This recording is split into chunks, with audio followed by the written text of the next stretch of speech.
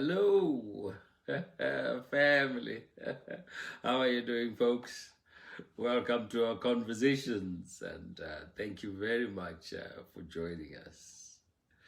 Hey, this week we've been talking about how to develop good relationships, and we talked part one, part two, part three. Today's part four, and we are calling this "It's Worth the Effort." Okay, so today we're going to pick up on five things that we will discuss on and share, which I think are very important in your journey to become the master builder of good relationships. All right, so follow these. Okay, social media has done something very amazing.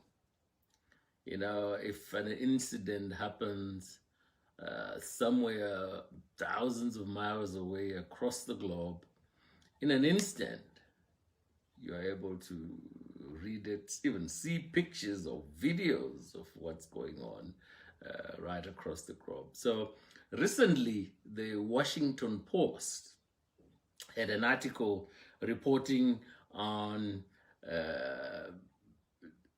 the fighting, shall I say, that took place between supporters of the current president, Donald Trump, and those opposed to a march which these guys were holding around the US elections.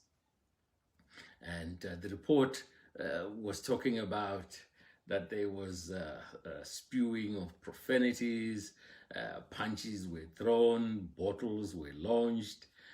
In the process, some people were arrested. I think two police officers were injured. It was general mayhem. And the root cause of that was, I think, not tolerating each other's views.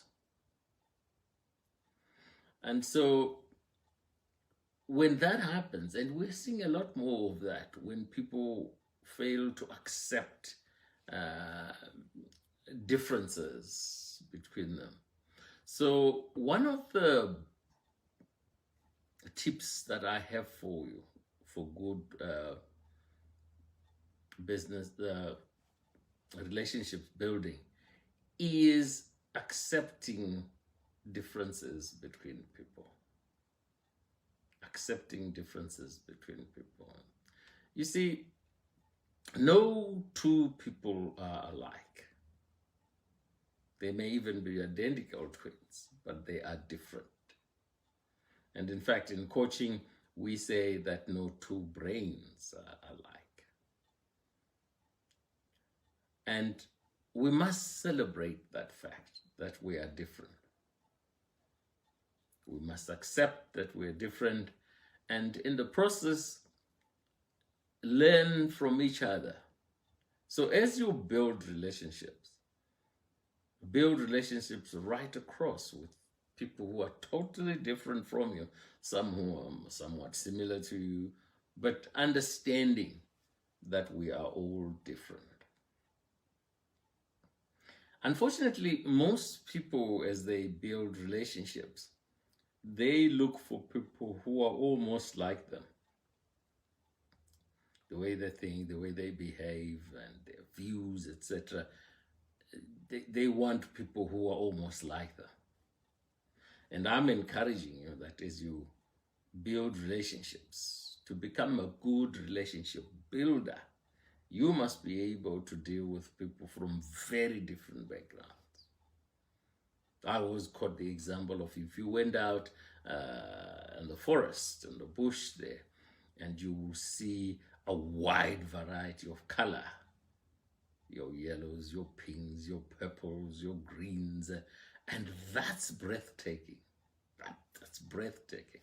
And so it is when you're building relationships. Build people who are different. Work with people who are different. You will learn from them. They will learn from you. And so one of the tips for good relationship building is to accept people's differences and even celebrate them. Yeah, why not? Okay, so that's number one. Number two, in relationship building is devices, the cell phones. You know, I've seen a variety of studies that's been held around the impact of these things on people's lives. Very negative, most of it, right? Yes, they are useful for communication, but they've become so intrusive.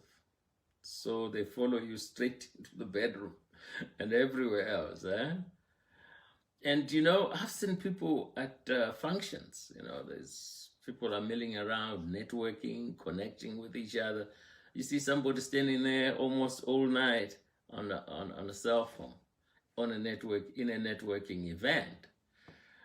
So one must be able to tame them, to tame your devices, to use them as appropriate, of course, but to ensure that they don't then take over your life, so that you don't then build relationships.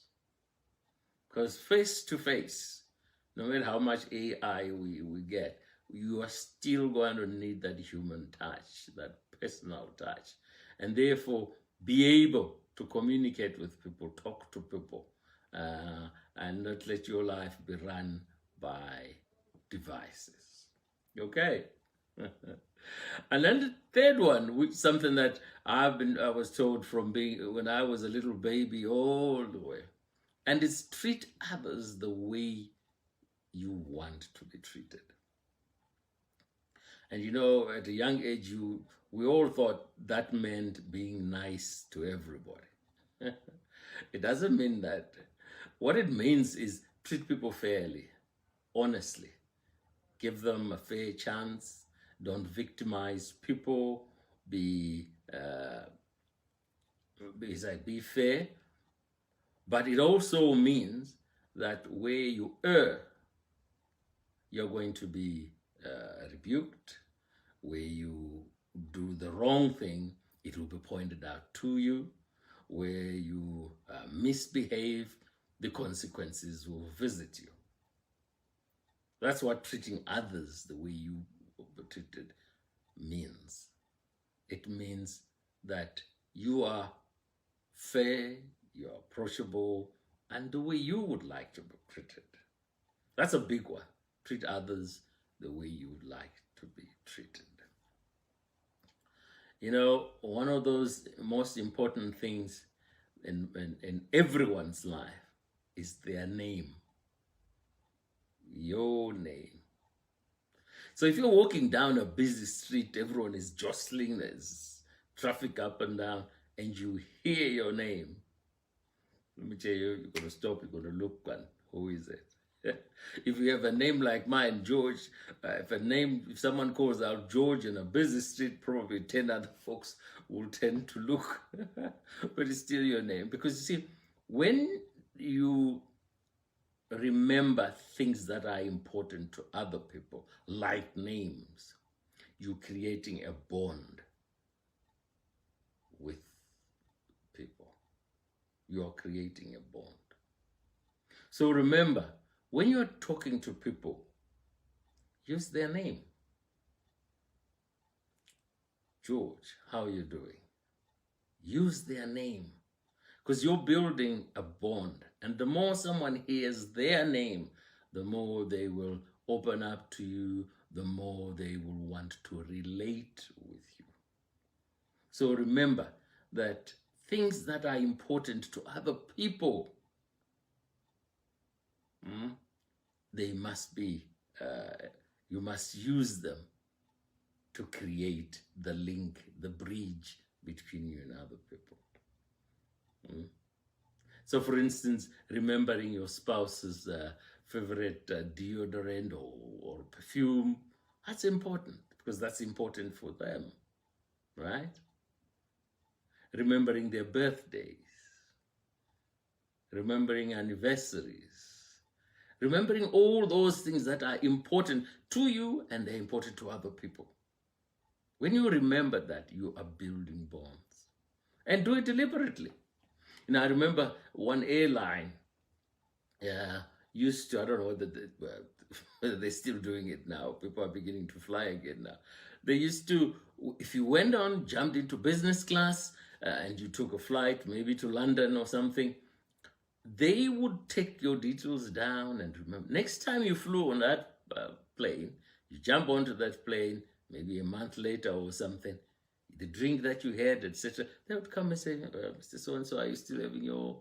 And you've kind of felt warm, isn't it? Because those are things that are important to you, and they help build relationships. And so it was obviously a great marketing ploy. But it's those things are so important because we're human and we all want to be valued. We want to be loved. We want to be hugged. And therefore, things like that go towards that. And then one final one from him, and which tends to be touchy for most people, is giving feedback or receiving feedback from other people. If in my own life, what has helped me grow is the feedback I have received from those I have interacted with. Some of it not so tasty, some of it kind of like, some of it very good. But you can only grow by being mature enough to accept feedback. Because when you analyze it and you look back, it points to areas for growth, areas that will help you become a better person. And similarly, you must be able to give feedback to those who are close to you and do it genuinely. Feedback that will help people, grow people. So even if the feedback is of something negative, you will obviously frame it in such a way that it does not destroy the person, but helps to build them. But giving and receiving feedback is a fantastic tool to grow and build relationships. Because those who are wise and pick up on the feedback that you give them will become better and will thank you for it. And I have a lot of people to thank in my life who have given me feedback. Some of it is, I say, not so tasty. At the time you receive it, you're like, But years later, you look at it and say, that was very valuable and that was very important. And those people were necessary on the road to be where I am. And so as you build relationships, remember that. Don't hold back and say, oh, I'm going to offend this person. Then you're not being a good relationship builder. Say it, help that person grow, help that person become better. Okay, all right. So listen, that's all we have for on this topic of building good relationships. And I tell you, it's something that you must invest in, because the return on investment on this is unbelievable. You create relationships that are lifetime relationships, relationships that will help you, people who step out of their way to help you, to be there for you. And of course, you will do the same for people. So it's important to build relationships. Don't hide in your own room and expect to do everything on your own, because it doesn't happen that way. We need people, like I said yesterday, human beings are designed for connectedness. And so you need other people, they need you. So ensure that you do it deliberately, not with any sinister motive, but as a way of growing other people and growing yourself.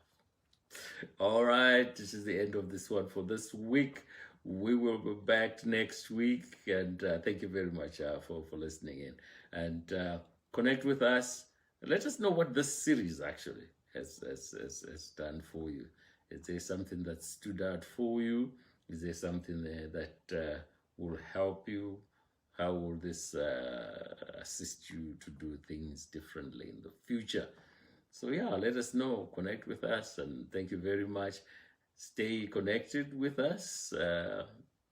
Visit our YouTube page, and as I said, we've done some little things there on it. And so for those who've been on, let us know what you think about it.